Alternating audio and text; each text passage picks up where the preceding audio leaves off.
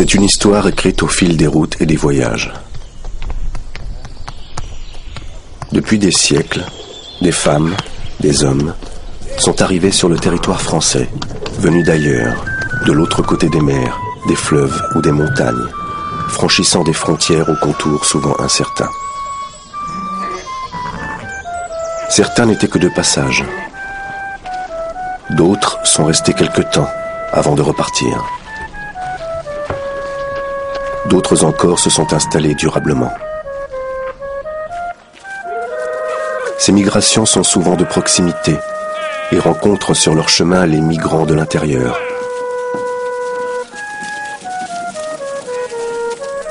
On quitte un village, une région, pour aller travailler un peu plus loin, vendre ses bras et ses services, commencer parfois une autre vie.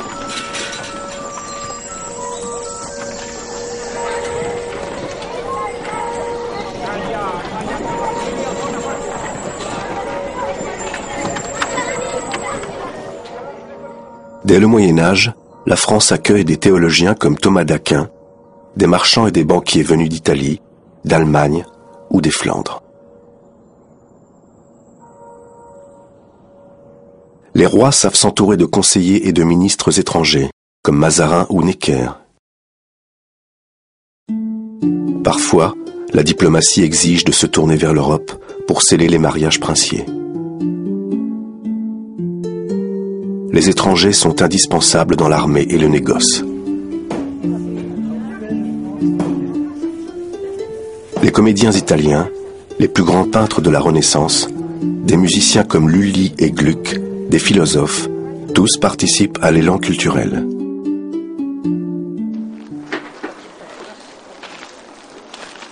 Mais ces premières migrations sont aussi traversées de figures modestes, artisans et domestiques, colporteurs et marins, pêcheurs et paysans.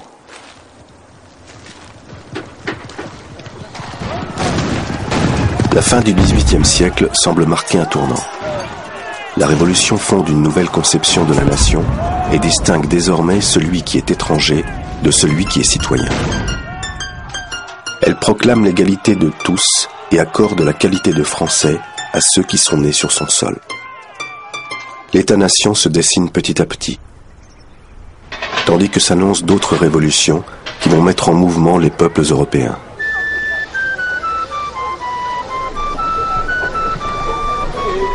Avec le grand bouleversement de l'âge industriel, l'immigration entre dans l'ère des masses.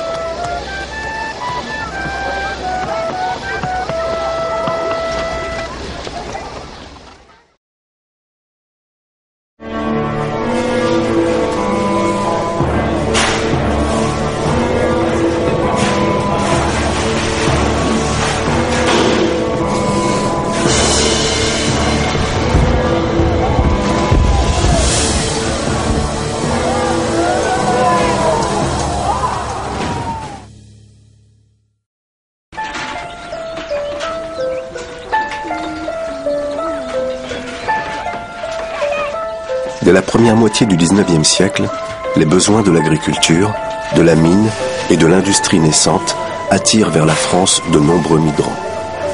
Ce sont le plus souvent des migrants temporaires venus de pays voisins.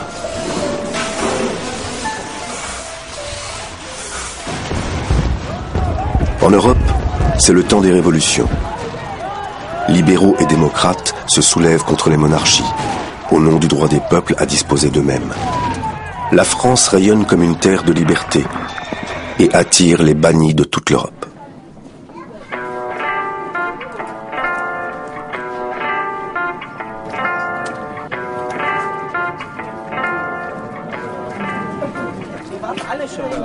De nombreux Allemands s'installent en France. Certains sont des artisans à la recherche d'un travail, d'autres des intellectuels, des artistes et des démocrates qui fuient la répression. Après l'échec des insurrections de 1830 et 1863, la France accueille les exilés polonais de la grande émigration. De nombreux étrangers participent à la Commune de Paris. À partir de 1881, les Juifs persécutés dans l'Empire des Tsars viennent à leur tour chercher refuge dans la patrie des droits de l'homme.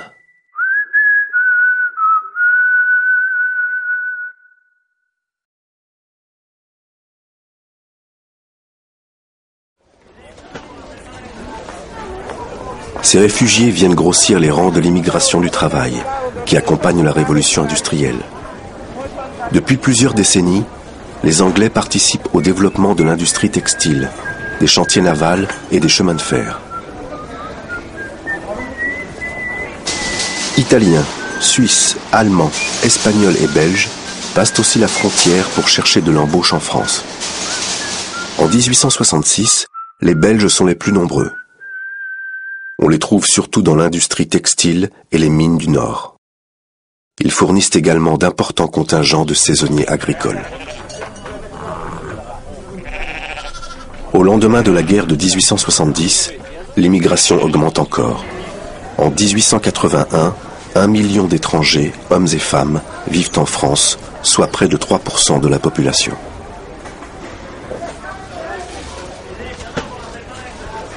Les raisons de cette immigration sont nombreuses. La natalité française décline. L'exode rural prive de bras certaines campagnes sans suffire aux besoins de l'industrie en pleine mutation. Les paysans des pays voisins, chassés par la misère ou le surpeuplement, viennent combler ces manques et rejoignent en grand nombre le prolétariat industriel.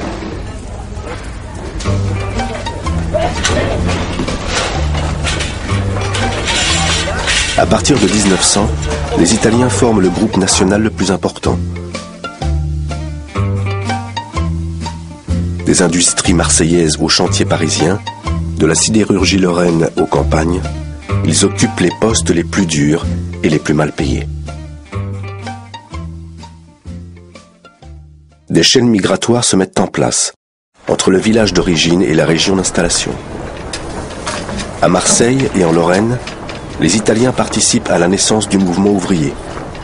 De leur côté, pour répondre aux besoins croissants de main-d'œuvre, les employeurs cherchent à organiser le recrutement. On achemine aussi des paysans kabyles vers les mines du Nord et les premiers contrats font venir des ouvriers agricoles polonais. L'immigration frontalière ne suffit plus.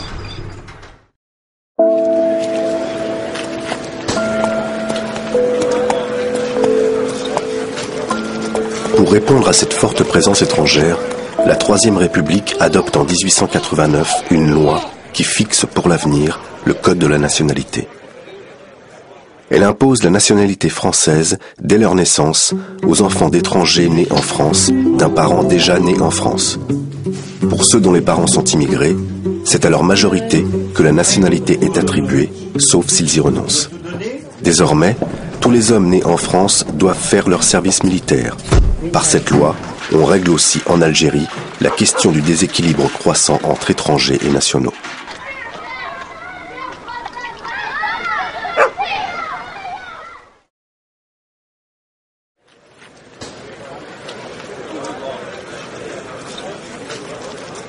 Mais en ces temps de nationalisme, les étrangers suscitent de violentes réactions xénophobes.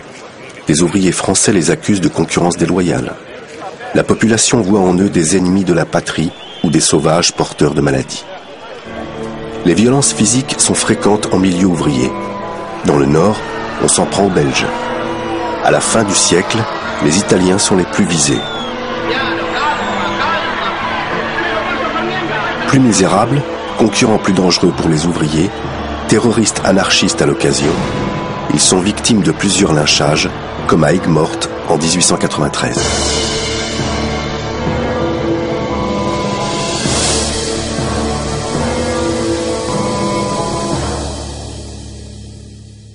Pour calmer les tensions, l'État met en place des mesures destinées à réglementer et surveiller les étrangers. Un décret de 1888 leur impose de se faire enregistrer en mairie pour pouvoir travailler. À partir de 1893, ils doivent être immatriculés pour obtenir la feuille de 46 sous. Ce permis de travail avant la lettre est aussi l'ancêtre de la carte de séjour.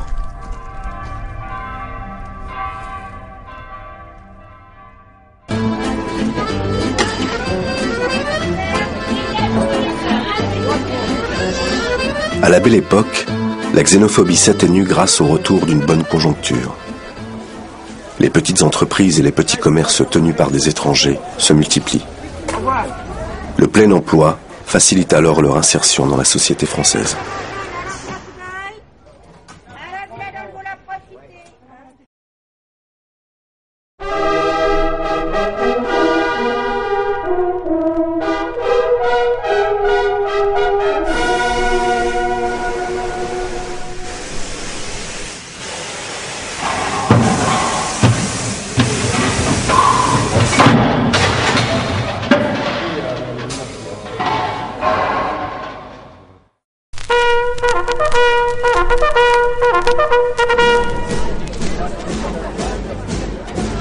entrée en guerre, les immigrés s'engagent comme volontaires dans l'armée française. Près de 43 000 hommes originaires de 52 pays sont mobilisés dans un régiment de marche de la Légion étrangère. 3 000 volontaires italiens forment à part un bataillon de garibaldiens. Dans les tranchées, combattent aussi les soldats des armées alliées, britanniques et canadiens, belges, russes, portugais, italiens, américains, polonais et tchèques qui préfigurent l'indépendance de leur pays. Très vite, la France et le Royaume-Uni font appel à leurs troupes coloniales. 172 000 Algériens, soumis à la conscription depuis 1912, rejoignent les rangs de l'armée française.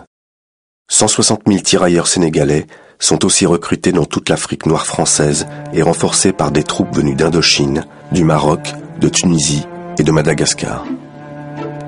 Le gouvernement français valorise largement ses troupes indigènes, notamment ceux que l'on appelle la Force Noire.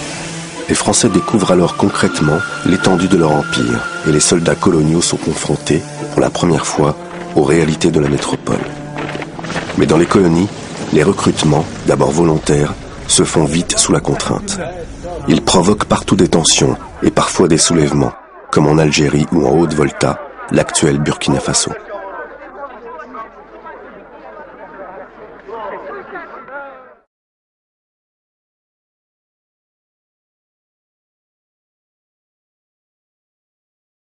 Fin 1914.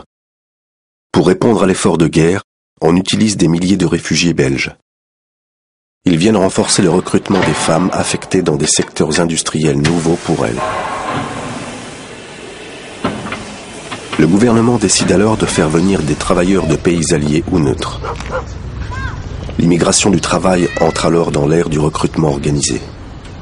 La carte de travail devient obligatoire. C'est la fin de la liberté de circulation. Au total, plus de 400 000 immigrés sont recrutés, les 2 tiers pour l'industrie et 1 tiers pour l'agriculture. Le gouvernement français fait également venir des travailleurs de ces colonies. À partir de 1916, l'armée organise leur recrutement. Jusqu'à la fin de la guerre, ce sont 49 000 Anamites, 55 000 Malgaches et 130 000 travailleurs d'Afrique du Nord qui vont prendre part à l'effort de guerre.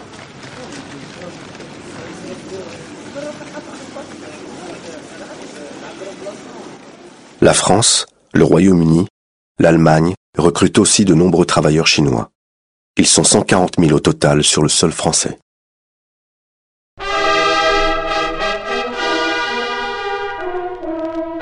Tous ces travailleurs sont encadrés par un système qui combine les méthodes coloniales et la discipline militaire. Ils sont maintenus à l'écart des populations, ce qui entraîne tensions et affrontements, tandis que s'installent de nouveaux stéréotypes racistes.